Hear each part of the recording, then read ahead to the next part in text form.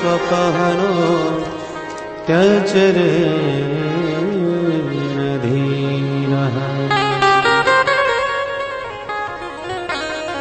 परमहंसाचार्य श्री सुखदेव महामुनि महारास का वर्णन करने के पश्चात अंतिम श्लोक में फलश्रुति बताए। जो भी इस महारास लीला का श्रद्धा पूर्वक श्रवण वर्णन करेगा उसे भगवान की विशुद्ध पराभक्ति प्राप्त होगी और उसका हृदय रोग शीघ्र ही समाप्त हो जाएगा। 2 लाभ महाराज के सुखदेव जी ने बताए।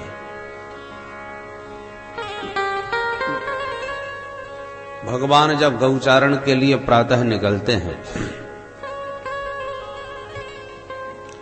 गोपियां दर्शन करती हुई गोविंद को विदा देती हैं और फिर शाम की प्रतीक्षा में बैठ जाती हैं। कब सूर्यास्त होवे, कब कन्हैया गौचारण करके लौटें, तब उनकी झांकी का दर्शन होवे। तन से संसार के काम करती रहती हैं पर मन से प्रतिपल माधव के पास रहती है। मंदिर में हम बैठे हैं, ठाकुर जी की क्रियात्मक तो पूजा कर रहे हैं और दुकान का हिसाब मन में चल रहा है, तो ठाकुर जी को वो पूजा उतनी पसंद नहीं जितना कि काम दुकान पर बैठ के सब काम धंधे करते रहो, मन से माधव को याद करते रहो। तो भगवान के यहां उपस्थिति तन से अधिक मन की होती है। गोपियां तन से गृह कार्य करती हैं, घर गृहस्थी के सारे काम, और मन से माधव के पास रहते हैं। जब भी कहीं कोई 2 गोपी मिली बस उन्हीं की चर्चा, क्योंकि सबके मन में वही है। जहां बैठी कि एक ही बार सखी कन्हैया जब तिरछी चितवन से देखते हैं उस समय कैसे लगते हैं, कन्हैया जब बंसी बजाते हैं तब कैसे लगते हैं। तो एक गोपी प्रश्न करती है तो दूसरी जवाब देती है, उस समय वो ऐसे लगते हैं, उस समय वो ऐसा करते हैं, तब ऐसा लगते हैं। तो 2 गोपियों का संवाद इस गीत में गाया है, इसलिए इस गीत का नाम है युगल गीत। गोपियों के संवाद, क्या क्या बातें गोपियां करती हैं कन्हैया के बारे में, वो सुखदेव जी गा रहे हैं गोपियों के शब्दों में। इसका नाम युगल गीत। क्या गा रही है? वाम बाहु कृत वाम कपोलो बलगत भ्रूरधरार्पित वै। वाम कपोलो बलगत भ्रूरधरार्पित वै।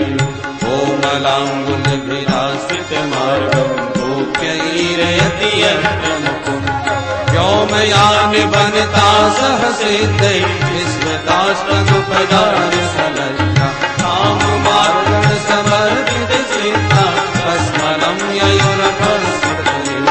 हस्तचित्रमवलासरणकेदं हारहासगुणसेव्यरभिद्। छन्दसोमरयमार्गजनानां धर्मदुःख्यर्हि घोरिदेवै।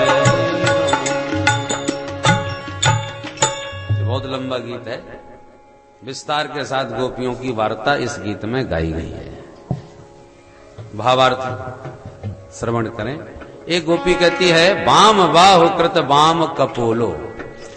हमारे कन्हैया जब त्रिभंग ललित गति से खड़े होते हैं और बाईं ओर गर्दन को झुकाकर और अधरों पर बंसी रखकर जब उसमें स्वर फूंकते हैं उस समय कैसा लगता है, कैसा दृश्य उपस्थित होता है। तो दूसरी गोपी बोली, व्योमयान वनिता सह सिद्धै विस्मिधास्तुप तदुपधार्य सलज्जा।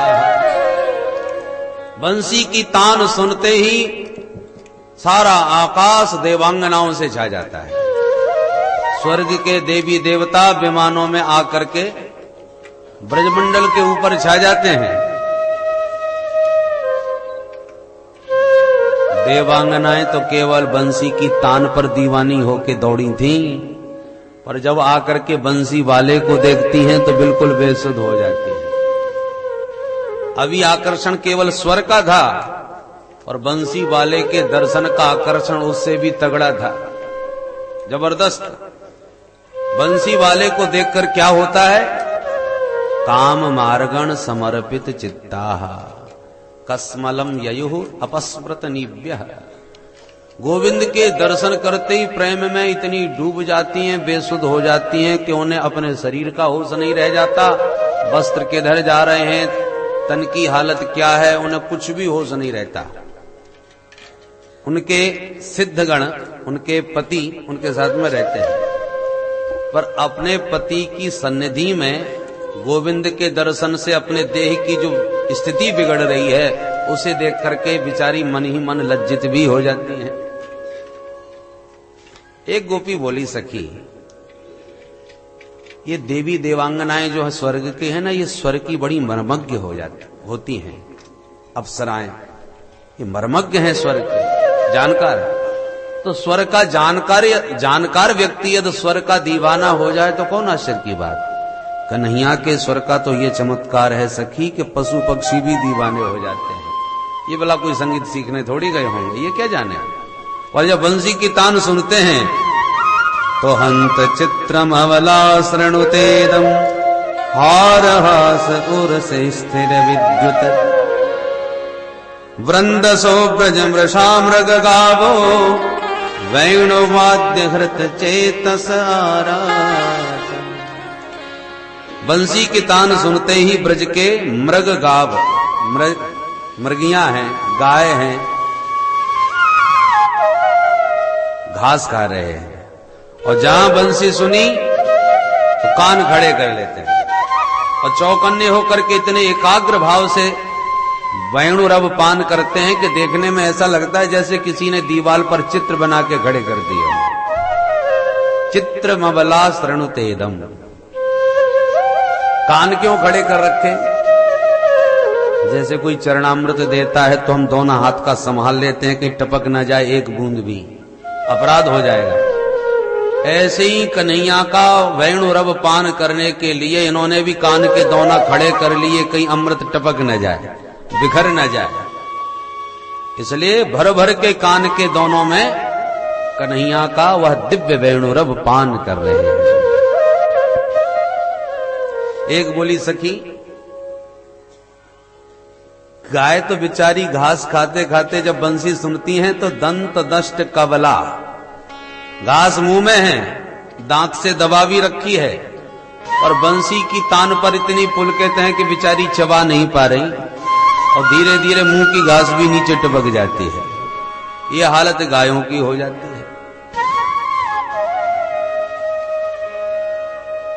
कन्हैया की बंसी की तान पर जब देवता आते हैं तो 3 देवता बड़े ही संगीतकार हैं, संगीत में निष्णात। कौन? शक्र सर्व परमेष्ठि पुरोगा। एक तो देवताओं के राजा इंद्र, जिनके दरबार में गाना बजाना संगीत का चलता ही रहता है, और दूसरे साम वेद के गायक विधाता ब्रह्मा जी, वो भी संगीत में निष्णात हैं। और तीसरे हमारे भोले बाबा, भोले बाबा भी बड़े मर्मज्ञ हैं संगीत के, नृत्य कला विशारद हैं। नृत्य और नृत्य दोनों में निपुण हैं भोलेनाथ। नृत्य और नृत्य में भेद क्या है? एक होता है नृत्य, एक है नृत्य। नृत्य उसे कहते हैं जिसमें ताल लय का ही प्राधान्य हो, जैसे कथक आदि।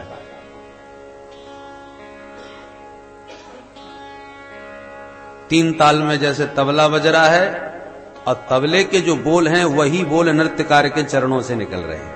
दादी दिंदा दादी दिंदा दादी दिंदा दादी दिंदा, ये जो बाकायदा जैसे तबला बज रहा है वैसे उनके चरण थिलक रहे हैं। इसका नाम है नृत्य।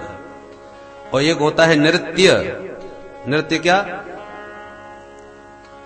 जो गायक गा रहा है उसके पदों में जो अर्थ है वही अर्थ अपने भावों से वो व्यक्त कर रहा है। उसने गिरधारी कहा तो उसने भी उंगली उठा करके वो भाव दिखाया कि गोवर्धनधारी नजर आने लगा उसके नृत्य में। उसने जो वर्णन किया पद में वही अपने भावों से वो अभिव्यक्त करता है, उसका नाम है नृत्य। पदार्थाभिनयम नृत्यम, पद के अर्थ का अभिनय करने का नाम नृत्य। और नृत्यम ताल लयाश्रयम, ताल लय का ही जहां प्रदर्शन हो उसका नाम नृत्य। और हमारे भोले बाबा दोनों में ही परम निष्णात हैं। और जब तक संगीत का ज्ञाता नहीं होगा तब तक उसका नृत्य भी बढ़िया नहीं होगा। ताल लय स्वर का बोध ना हो तब तक वो नाच ठीक से नाच भी नहीं सकता। तो ये त्रिदेव शंकर, ब्रह्मा और इंद्र बंसी के स्वर पर भागे दौड़े चले आते हैं और एक साथ खड़े होकर के भगवान की मुरली सुनते हैं। परंतु आपस में कानाफूसी करने लगते हैं। जब कोई संगीतकार, बहुत बड़ा संगीतकार कोई गा रहा हो तो जितने भी संगीतज्ञ लोग होते हैं वो आपस में बैठ के साथ ही साथ चर्चा भी करते हैं, कौन सा राग लगा रहा है भाई, कौन सा राग गा रहा है, इन इन स्वरों के स्पर्श से ये छाया बन रही है, आदि आदि उसकी समीक्षा करते हैं। तो ये तीनों त्रिदेव कन्हैया की मुरली के स्वरों की समीक्षा करने लग जाते हैं और लाख प्रयास करके भी कन्हैया की मुरली का मर्म नहीं समझ पाते। कौन थाट है, कौन राग है, ये रहस्य देवताओं के पल्ले नहीं पड़ता।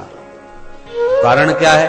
या तो ये अधूरे संगीतज्ञ हैं इसलिए नहीं समझ पा रहे, या कन्हैया की बंसी का राग ही गड़बड़ा रहा है इसलिए पल्ले नहीं पड़ रहा। कमी कहां है, समझ में क्यों नहीं आता? बोले उसका कारण यह है भैया, ब्रह्मादिक देवता एक ब्रह्मांड के मालिक हैं तो एक ब्रह्मांड के संगीत के स्वरों की जानकारी रखते हैं। और हमारे कन्हैया अनंत कोट ब्रह्मांडों के अधिनायक हैं। तो अन्य ब्रह्मांडों का जो संगीत है वो जब अपनी मुरली पर बजाते हैं तो इन ब्रह्मा जी के पल्ले कुछ नहीं पड़ता। अरे भाप, आप भारत में ही संगीत के महान विद्वान बन सकते हो तो भारतीय संगीत के ही तो ज्ञाता बनोगे। अब कोई जर्मन संगीत गाने लगा या अमेरिकन संगीत गुनगुनाने लगे तो हमको क्या पल्ले पड़े? वो शैली अब विधा अलग है। अरे भारत में ही अलग अलग विधाएं हैं, कर्नाटक पद्धति अलग, भातखंडे पद्धति अलग, उत्तर भारत की संगीत पद्धति अलग है। तो जब एक ही देश में संगीत के अनेक भेद हो जाते हैं तो कहीं परदेश का विदेश का कोई संगीत गावे उसके पल्ले क्या पड़े? उसी प्रकार कन्हैया की मुरली में अनंत ब्रह्मांडों के संगीत का भंडार भरा हुआ है। तो कहीं किसी अन्य ब्रह्मांड का संगीत अपनी मुरली में जब फूंकते हैं तो इन ब्रह्मा जी के पल्ले कुछ नहीं पड़ता, क्योंकि ये इसी ब्रह्मांड के संगीत की विधाओं से परिचित हैं। इसलिए अनिश्चित तत्वा इनके पल्ले नहीं पड़ पा रहा। कन्हैया बंसी बजाते कितने प्यारे लगते हैं। तो गोपी बोली, दर्शनीय तिलको बनमाला दिव्य गंध तुलसी मधुमत्तई अलिकुलैर लघु गीतम अभीष्ट माद्रियन यरिहि संधित वेणु। दर्शनीय तिलकः, सखी हमारे कन्हैया के श्याम वर्ण पर माथे पर कस्तूरी का तिलक कितना दर्शनीय है, देखने योग्य। कस्तूरी तिलकम ललाट पटले। दूसरी बोली, सखी केवल तिलक ही दर्शनीय नहीं है, तो बोले दर्शनीया नाम तिलकः श्रेष्ठः। संसार में जितने भी देखने योग्य महापुरुष हैं उन महापुरुषों में सर्वश्रेष्ठ हमारे कृष्ण कन्हैया हैं। तिलक नाम श्रेष्ठ का भी है। दर्शनीय तिलकः, देखने योग्य महापुरुषों में सर्वश्रेष्ठ हमारे कन्हैया, क्योंकि हमारे मुरली मनोहर को जिसने एक बार निहार लिया फिर वो दूसरे की तरफ दृष्टि डाल ही नहीं पाता, उसे फिर दूसरा कोई पसंद ही नहीं आता। दर्शनीय तिलको बनमाला, तो हमारे कन्हैया के कंठ की बनमाला जब लहराती है तो सबका मन हर लेती है। दिव्य गंध तुलसी मधुमत्तई। एक गोपी बोली, सखी कन्हैया की बनमाला में बढ़िया बढ़िया जो फूल लगे हैं सुगंधित, उनकी सुगंध पर जितने भी बन के भ्रमर हैं सब गुंजार करते हुए, मडराते हुए आकृष्ट होकर के आ जाते हैं। और उस बनमाला में नीचे से ऊपर तक चारों तरफ से भौरे कन्हैया को घेर लेते हैं, उसकी गंध पर मडराते हुए और गुन गुन गुन गुन गुन गुंजार करने लगते हैं। अलिकुलही अलघु गीतम, इतने उच्च स्वर से सब भौरे गुंजार करते हैं तो कन्हैया भी अपनी बंसी का स्वर उन भौरों की गुंजार में ही मिला देते हैं। गायन वादन नृत्य सब प्रकार का संगीत होता है। तो भौरों की गुंजार मानो भौरे गा रहे हैं। और ये भी तो कन्हैया के सेवक हैं ना, कन्हैया सांवले, ये भी सांवले। कन्हैया मुरली बजाते हैं तो ये गुनगुनाहट से स्वर गाते हैं, यानी गीत गाते हैं। इसलिए गोपियों ने भौरों को निमित्त बना करके गीत गाया, जिसका नाम आगे भ्रमर गीत, भौरों को ही सुनाते। तो सखी कन्हैया की मुरली की तान, भौरों का गान। पर जब तक ताल न हो, तबला न बजे, तब तक तो राग अधूरा सा लगता है, सूना सूना संगीत लगता है। तो फिर तबला कौन बजावे? प्रकृति का स्वर है ये। तो दूसरी गोपी कहती मंद मंद मनु गर्जित मेघ, आकाश के घनश्याम उमड़ घुमड़ के आ गए। और कन्हैया के स्वर संगीत को सुनकर के झूम झूम के मेघों ने भी गड़गड़ाना चालू कर दिया। और मेघों की गर्जना ऐसी लगती है जैसे मृदंग बज रहा हो, तबला बज रहा हो। उस परंतु मंद मंद, ज्यादा जोर से नहीं गड़गड़ाते। क्यों? बोले मुरली का स्वर कहीं दब ना जाए। सुनाना तो मुरली है, मुरली के स्वर में सहयोग देने के लिए धीरे धीरे मंद मंद गर्जना करते हैं, जोर से नहीं। मंद मंद मनु गर्जित मेघा, बोल बंसी वारे की जय। इस प्रकार से सुबह से शाम तक गोपी आपस में कन्हैया की कभी मुरली, कभी उनका माधुर्य निरंतर गाती रहती हैं। यूं ही उनका पूरा दिन बीतता है। अब एक दिन की बात सुनो। कन्हैया की बंसी बज रही है वृंदावन में, बजने दो चैन से। पर बेचारे मामा कंस पर क्या बीत रही है, थोड़ी सी मथुरा में भी सुन लो। एक दिन नारद जी ने आके भरे दरबार में कंस को बता दिया कि महाराज कंस, मुझे तुम पर बड़ी दया आती है कि तुम कितने सीधे हो। तुम्हें पता ही नहीं चला, तुम्हारे बहनोई साहब चुपचाप अपना बेटा अपने मित्र के यहां छोड़ आए। जिसको तुम नंद का बेटा समझ रहे हो ना, वो तो नंद का बेटा नहीं, तुम्हारे बहनोई बहन देवकी का 8वां लाल है, वही तुम्हारा काल है। इतना सुनते ही लाल हो गया, क्रोध में कंस आग बबूला हो गया।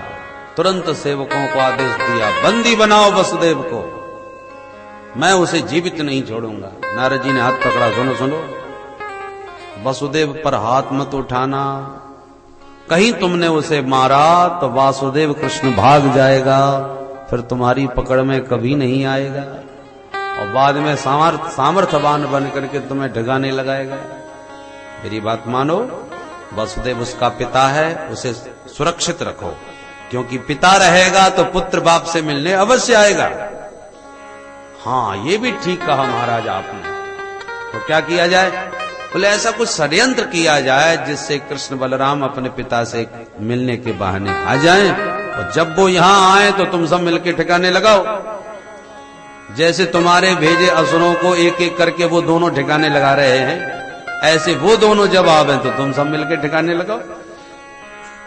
वाह गुरुदेव, आपने कमाल कर दिया, बहुत बढ़िया आपने ये योजना बताई, अब ऐसा ही होगा। नारद जी बोले हमारा आशीर्वाद है। तुरंत नारद जी वृंदावन में आए, प्रभु से एकांत में प्रणाम करके मिले। कहो नारद जी, कहां से आ रहे हो? नारद जी बोले प्रभु, आपकी लीला देखने के लिए मैं बहुत बेचैन हूं, पर आप तो बड़े चैन की बंसी यहां वृंदावन में बैठे बैठे बजा रहे हो। पृथ्वी में कितने आतंक छाए हुए हैं, चारों तरफ कितने दुष्ट भरे हैं, उनका भार आपको ही दूर करना है। या एक दो कोई आ गया तो आपने ठिकाने लगा दिया, ऐसे पृथ्वी का भार उतरने वाला नहीं है प्रभु। इसलिए फुटकर काम बंद करो और थोक का काम चालू करो, अब तभी ये दुष्ट मरेंगे। मैंने ऐसा बीज बोया है कि एक दो दिन में कोई ना कोई आपसे मिलने जरूर आएगा, और जैसे कोई आपको लेने आवे सो मथुरा चले जाना और एक दिन में जाके सबको ठिकाने लगाया। सारी घटना नारद जी ने भगवान को भी बता दी कि मैं क्या क्या कर आया।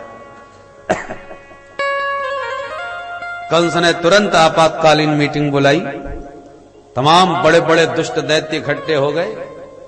कंस ने सारा षड्यंत्र समझाया और कहा कि मेरे गुरुदेव नारद जी ने मुझे सारा रहस्य बता दिया है, अब कृष्ण को ठिकाने लगाना है। केसी नाम का दैत्य खड़ा हो गया, महाराज बस एक मौका अंतिम बार मुझे और दीजिए, मैं अकेला ही ठिकाने लगाया हूं। विश्वास है? बोले पक्का विश्वास है महाराज। वो कृष्णचंद्र है तो मैं भी केसी हूं, वो हिंदी का, मैं अंग्रेजी का। अंग्रेजी का मतलब कृष्णचंद्र को अंग्रेजी में संक्षिप्त में यदि कहा जाए तो केसी, वो कृष्णचंद्र, हम केसी। अच्छा भैया ठीक है, एक मौका तेरे को भी दिया। तो केसी चल पड़ा और घोड़ा बन करके हिनहिनाता हुआ ब्रज में प्रविष्ट हुआ। भगवान को दूर से देखते ही मुंह फाड़ के खाने को दौड़ा। भगवान ने मुष्टिका बांध करके पूरा हाथ उसके मुंह में ठूस दिया। सो गोविंदाय नमो नमः। एक मुक्के में ही कल्याण हो गया। कंस ने कहा अब कोई नहीं जाएगा। अब मैंने फैसला किया है कि मैं शिवरात्रि पर एक विशाल मेला का आयोजन करूंगा।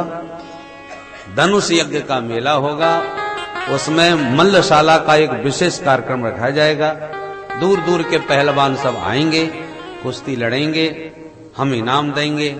और सुना है बालक वीर हैं, कुश्ती लड़ने के लिए वो भी आएंगे। सोई मेरे चाणूर मुष्टिक पहलवान दोनों बालकों को ठिकाने लगाएंगे। ये सब षड्यंत्र तैयार किया। और उन्हें लेने कौन जाएगा महाराज? भगवान ने कहा इसके लिए उसी के चाचा को भेजते हैं, बुलाओ अक्रूर को। अक्रूर जी को दरबार में बुलाया गया। कंस ने बुलाया है, ये सुनते ही अक्रूर जी घबरा गए। भगवान जाने क्या संकट। डरते डरते बेचारे दरबार में पहुंचे। दरबार में प्रविष्ट होते ही कंस एकदम खड़ा हो गया पूरे सभासदों के साथ। स्वागत है मित्र, पधारिए। तुम तो हमें बिल्कुल भूल गए आजकल, भाई तुम्हारी बहुत याद आई इसलिए आपको बुलवा लिया। कंस के इस व्यवहार से अक्रूर जी की धड़कन और दुगनी हो गई। हे भगवान, कभी राम राम श्याम श्याम भई नहीं ढंग से। मित्र कह रहा है, स्वागत कर रहा है, हाथ मिला रहा है। बलि के बकरे को पहले खूब खिलाया पिलाया जाता है। निश्चित कोई संकट आने वाला है, क्योंकि नवन नीच की अति दुखदायी है। दुष्ट व्यक्ति का विनम्र होना भी खतरनाक ही समझना चाहिए। अक्रूर जी बड़े सजग हैं, हाथ जोड़ के बोले सरकार हम तो आपके दास हैं, आज्ञा करो, कैसे आज हमको याद कर लिया। तब कंस बोला देखो मित्र, मैंने शिवरात्रि पे एक बहुत बढ़िया मेला आयोजित किया है। विशेष कार्यक्रम मल्लशाला का है, कुश्ती। सुना है आजकल ब्रज में दो बालक बड़े कीर्तिमान स्थापित कर रहे हैं। मैं चाहूंगा कि तुम मेरा विशेष रथ लेके जाओ और दोनों बालकों को उस रथ में बैठा के लाओ। हम भी उनकी कुश्ती देखना चाहते हैं, उनकी वीरता देखना चाहेंगे। अब अक्रूर सब उसका षड्यंत्र समझ गए। एक व्यंग भरी वाणी से बोले महाराज एक बात कहूं क्या? मनोरथान करोत्युच्चैः जनो दैव हतानपि युज्यते हर्ष शोकाभ्याम तथाप्याज्ञां करोमि ते। हर व्यक्ति बहुत ऊंचे ऊंचे मनोरथ करता है, ये करूंगा वो करूंगा, उसके बाद ऐसा होगा वैसा होगा। अब क्या होगा वो तो समय बताएगा। मनोरथ है तो चाहे जितने कर लो। माने ये अक्रूर जी का व्यंग है कि तुम जो षड्यंत्र रचा रहे हो कृष्ण को मारने का, और तुमने जो सोच रखा है वो बुलाएंगे कुश्ती में मारे जाएंगे, तो अब वो मारे जाएंगे कि कौन मारा जाएगा ये तो वक्त बताएगा। इस बात को आप डायरेक्ट तो नहीं कह सकते कंस के डर से, इसलिए व्यंग में ये बात कही। कंस ने कहा जितना कहा है आप उतना करो। बोल महाराज तथापि आज्ञाम करोमि ते, आपकी आज्ञा का पूरा पालन किया जाएगा। कह करके कंस का रथ लेकर के अक्रूर अपने घर गए। घर विश्राम किया और दूसरे दिन प्रातः काल होते ही उसित्वा रथमास्थाय प्रययौ नंद गोकुलम। प्रातः होते ही नंद भवन की ओर चल दिए। पर सवेरे के निकले और शाम को पहुंचे वृंदावन। तो क्या मथुरा से इतना दूर है वृंदावन? बोले दूर तो बिल्कुल नहीं है, पर रथ में बैठ के जब अक्रूर जी चले वृंदावन की ओर, तो घोड़े कंस के रथ के थे, वायु वेग से उड़ने वाले थे। घोड़े तो उड़ गए, दौड़ गए, और अक्रूर जी रथ में बैठे बैठे ख्यालों में खो गए। किम मया चरितम भद्रम किम तप्तम परमं तपः किम बाधाप्यर्हते दत्तम यद्रक्षा मध्य केशवम। आज मैंने कौन सा मंगलमय कार्य किया है, कितने जन्मों के मेरे आज पुण्य उदय हुए हैं, जो आज मैं श्री कृष्ण कन्हैया का दर्शन करने वृंदावन जा रहा हूं। कल्पनाओं में खो गए, और कल्पना करते करते कैसा होगा वृंदावन, कैसे होंगे कन्हैया, जिनकी कीर्ति दिन रात सुनता रहता हूं, आज इन आंखों से उनका खूब प्रत्यक्ष दर्शन करूंगा। रिश्ते में उनका चाचा लगता हूं, चाचा चाचा कह के बुलाएंगे मेरे को, मैं तो धन्य हो जाऊंगा।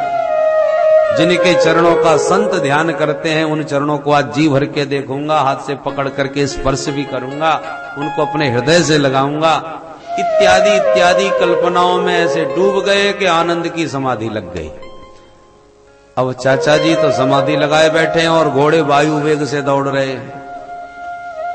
सो मथुरा से दौड़े दौड़े घोड़े आए गए दिल्ली। दिल्ली तक आते आते होश आ गया, अरे राम राम, ये हम कहां गए? हम तो वृंदावन जा रहे थे, पहुंच गए इंद्रप्रस्थ। तब घोड़े वापस मोड़े, मोड़ करके घोड़े फिर चले कि अरे राम राम, ये तो हम आगे बहुत आगे निकल आए। और जैसे ही वापस वृंदावन की ओर बढ़े दिल्ली से, कि ख्यालों में फिर खो गए।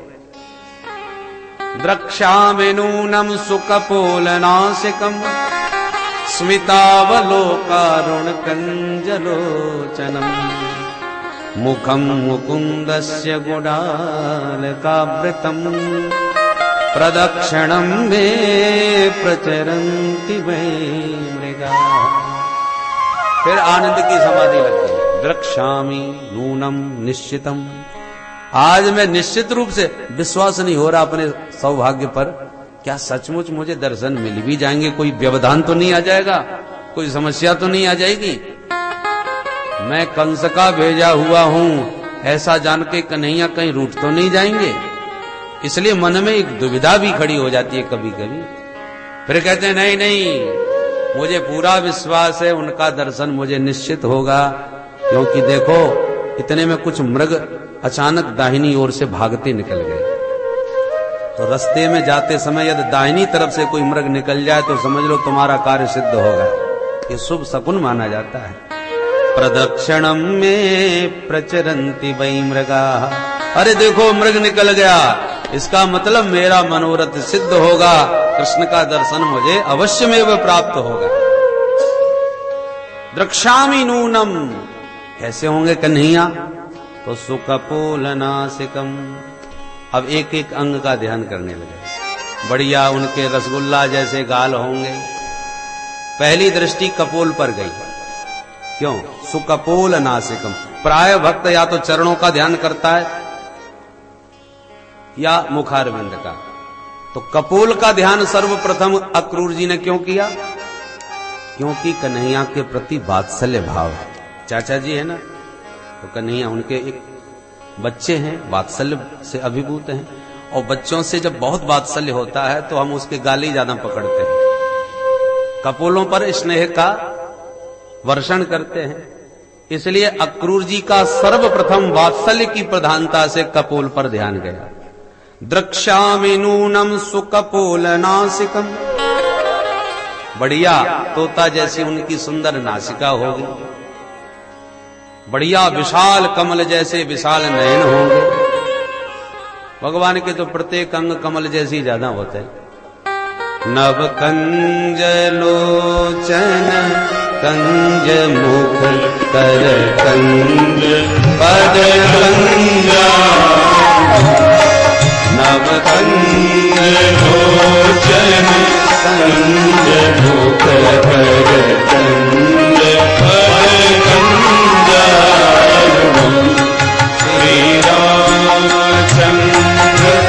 कृपाल भजन हरण भगवान। श्री रामचंद्र कृपाल भजन हरण भव